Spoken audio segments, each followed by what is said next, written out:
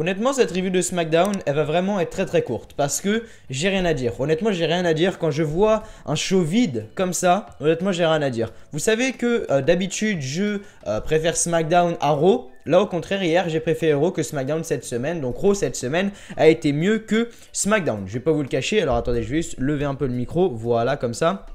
Du coup, voilà. Je tenais juste à dire ça. Voilà, SmackDown était vide, honnêtement. Mais voilà. Je tenais à dire donc samedi il y aura la vidéo sur WWE 2K18. Dimanche il y aura tout simplement l'annonce d'une nouvelle série sur la chaîne qui ne sera pas faite par moi. Vous verrez bien évidemment par qui elle sera faite, même si vous êtes sur mes streams etc. Vous connaissez la personne qui va le faire. Qu'est-ce que je voulais dire d'autre? Voilà, la vidéo FAQ elle va sortir normalement la semaine prochaine. Si je dis pas de conneries normalement hein, la vidéo FAQ. Mais bref, voilà, petit aparté sur ça. Et dans pas longtemps sur la chaîne, il y aura une vidéo setup. Donc pour ceux qui ne savent pas ce que c'est une vidéo setup, c'est très simple. Je filme tout mon bureau. En gros, je vais vous montrer le matériel que j'ai. Donc le micro, avec quoi je filme, qu'est-ce que c'est mon PC, mes manettes, ma play, enfin tous mes logiciels. Voilà, avec quoi je travaille en fait. Parce que oui, être youtubeur, c'est travailler. Honnêtement, c'est du travail. Mais bon, bref, voilà, parce que là, si vous voulez, je reçois mon bureau donc le 16. Si je dis pas de conneries, aujourd'hui on est le 10. À l'heure où je fais la review. Donc ça sera le 11 pour vous.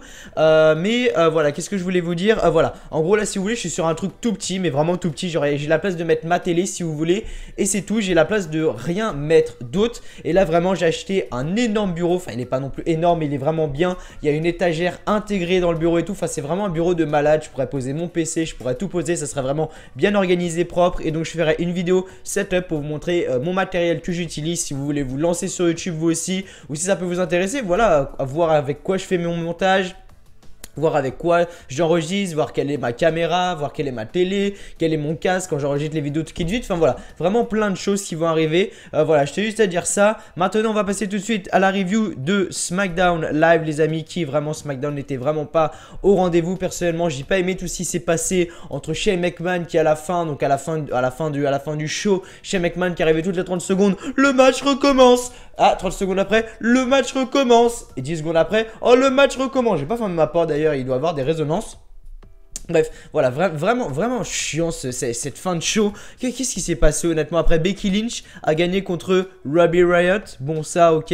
Voilà, The Ascension qui se font squash littéralement par The Bludgeon Brothers. Alors que normalement, The Ascension, c'est comme censé être une équipe solide.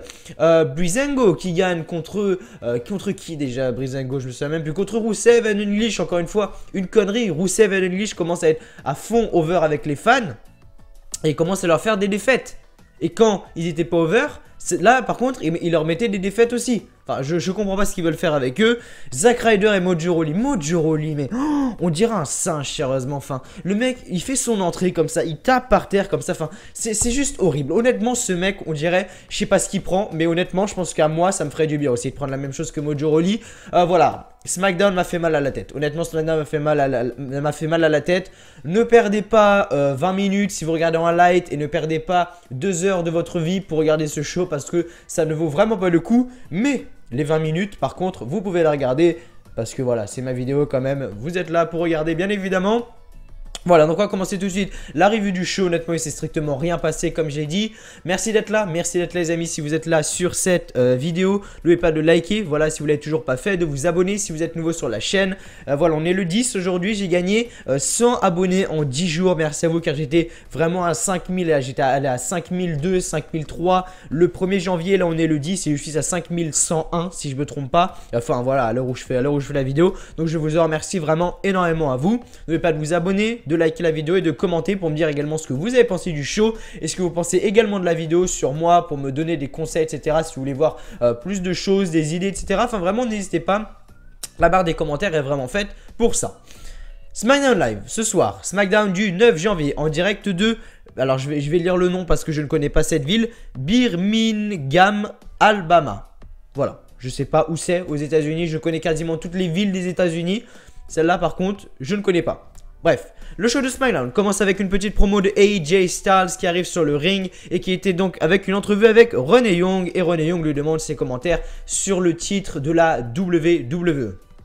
Et AJ dit que à chaque fois qu'il monte sur le ring, il en prend de la fierté. Il fait des erreurs, mais il est humain. Il y a une chance qu'il pourrait perdre le titre au Royal Rumble.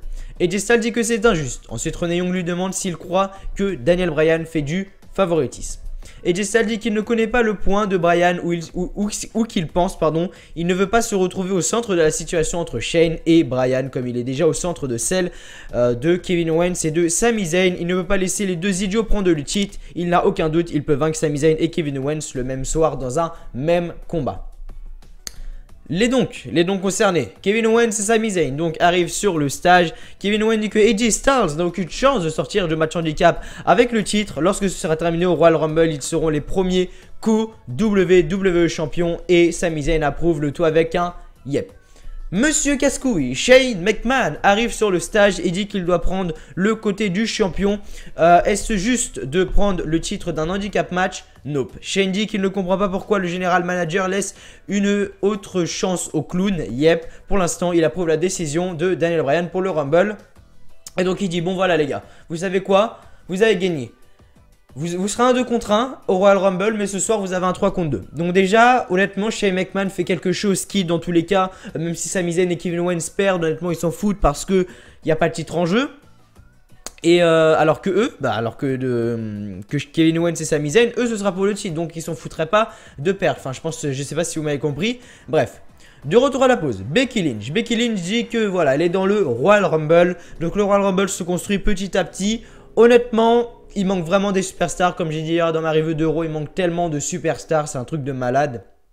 On va voir quand même ce qu'ils vont faire prochainement. Donc Becky Lynch, accompagnée de Charlotte, mon amour, et Naomi. Donc Becky Lynch qui fait face à Ruby Riott qui était accompagnée de Sarah Logan et Liv Morgan. Becky Lynch a gagné le combat avec son magnifique Disarmer. Rien de spécial ici, c'était un match banal. Encore un match banal, hein, c'est bien que les Bludgeon Brothers soient comme ça, qu'ils aient des victoires. Mais c'est chiant en fait que ça soit des squash toutes les semaines, même quand tu mets The Ascension devant. Tu veux mettre qui la prochaine fois? Big Show et Mark Henry, ils vont faire un squash aussi? Non, faut arrêter les conneries à un moment donné. Bon, bref, les Bludgeon Brothers ont gagné comme d'habitude avec un énorme squash, je vais rien dire de spécial. Et après le combat, Connor a voulu sortir Victor, mais Bludgeon Brothers, donc le Carper et Rowan, ont commencé à l'attaquer, ils lui ont fait un double crucifix. Bobby Roode arrive et prend la place des commentateurs et on quitte une pause. De retour, les catcheurs arrivent. Donc on a un match, comme je l'ai dit, entre Zack Ryder et Mojo Rawley pour être le futur champion des États-Unis. Donc c'est pas un match, mais c'est un tournoi si vous voulez. Plusieurs superstars s'affrontent. Mojo Rawley a gagné le match et Zack Ryder est éliminé. Mojo Rawley qui gagne le match, heureusement. Qui en a quelque chose à foutre, honnêtement, de Mojo Rawley? Mais il est là. Il est là, il va gagner tout. Bref.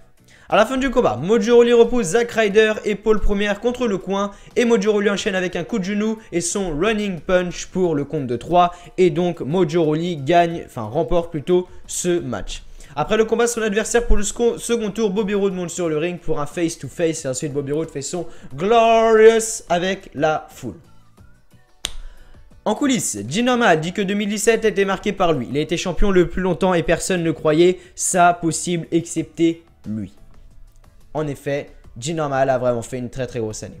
Ensuite, on a une promo qui a duré peut-être 50 minutes avec Chad Gable et Shelton Benjamin. Je vais pas vous en parler parce qu'honnêtement, il n'y avait rien de spécial.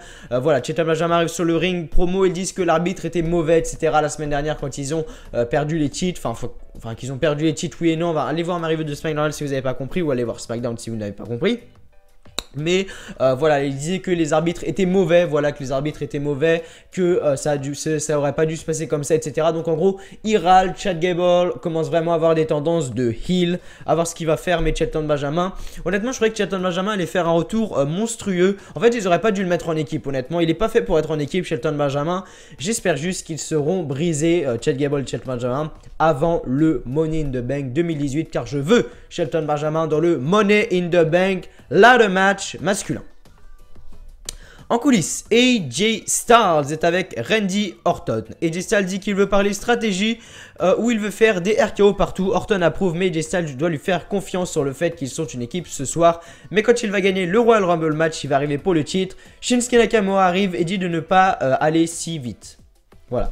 De retour, Breezango arrive contre The Rusev Day. Aiden English et Rusev.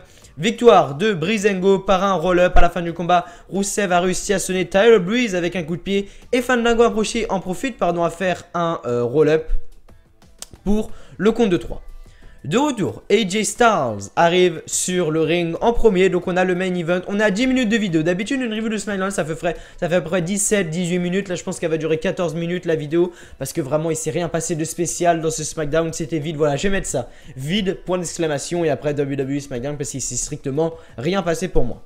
Donc bref, pendant le combat, Sami Zayn et Kevin Owens veulent partir. Mais Shane McMahon arrive et dit: ah bah on recommence le match. C'est un match sans disqualification. Non, c'est un match sans décompte à l'extérieur.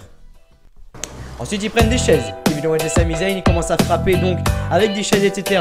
Ils se barrent. Du coup, ils ont perdu le match par disqualification. Mais bon, ils s'en battent les couilles parce qu'ils voulaient pas continuer le match. Shane McMahon arrive. Ah bah finalement, recommencer, c'est un match sans disqualification. Bref. Et donc, AJ Styles ensuite enchaîner les coups de chaise sur Kevin Owens jusqu'à dans les coulisses. Zayn se retrouve seul contre Shinsuke Nakamura et Randy Orton. Après, c'est parti en couille. Kinshasa, de Shinsuke Nakamura. 1, 2 et 3 victoires de AJ Styles, Randy Orton et Shinsuke Nakamura. Et donc, le show se termine avec une célébration de The Artist et de Randy Orton, Shinsuke Nakamura. C'était l'arrivée de SmackDown Live. Alors attendez, je recherche juste Audacity, voilà. C'était l'arrivée de SmackDown Live. Merci à tous de l'avoir regardé. Elle n'a pas duré longtemps. Voilà, honnêtement, elle n'a pas duré longtemps parce qu'honnêtement, j'avais rien à dire. Merci d'avoir regardé cette vidéo. Moi, je vous dis tout simplement à samedi pour la vidéo, l'épisode numéro 7, si je dis pas de conneries, du mode univers avec Seth freaking Rollins sur WWE qui était 18. Et je vous retrouve surtout dimanche pour l'annonce d'une très grosse série normalement. Si la personne avec qui je voulais faire tout ça ne me met pas une couille. Mais voilà, du coup, je vous retrouve samedi et dimanche pour de nouvelles vidéos sur la chaîne. Allez, salut à tous.